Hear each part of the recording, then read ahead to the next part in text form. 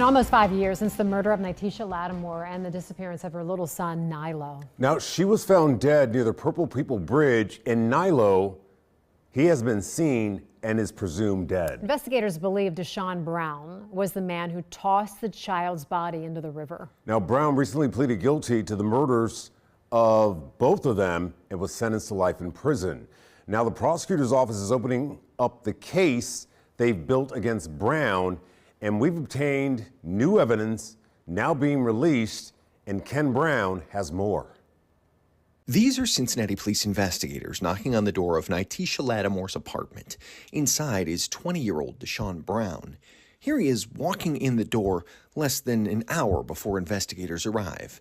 Brown, a Montgomery native who also happened to have warrants, was detained and questioned by police that day.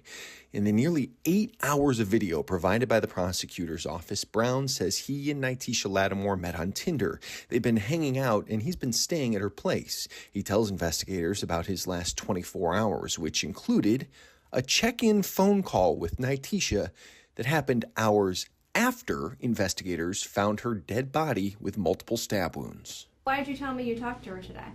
I mean, I did talk to her today. You couldn't. She was dead in a bag and under the bridge. Investigators say because of the mummified state of her body, they could tell she'd been dead for some time.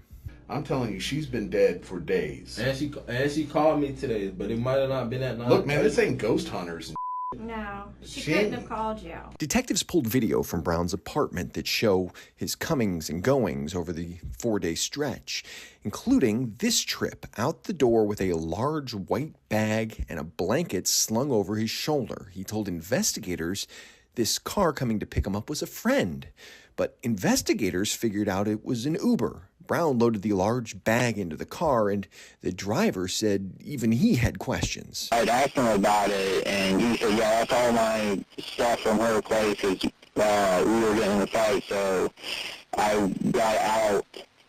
I wanted to get away from there. Brown made no mention of an argument to investigators. He said those were his clothes and things, and he was going to a friend's.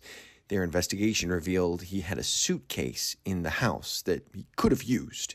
While Nitisha's body was found, investigators still wanted to know what happened to her 3-year-old son, Nilo. His dad doesn't have him. His dad hasn't seen him for weeks.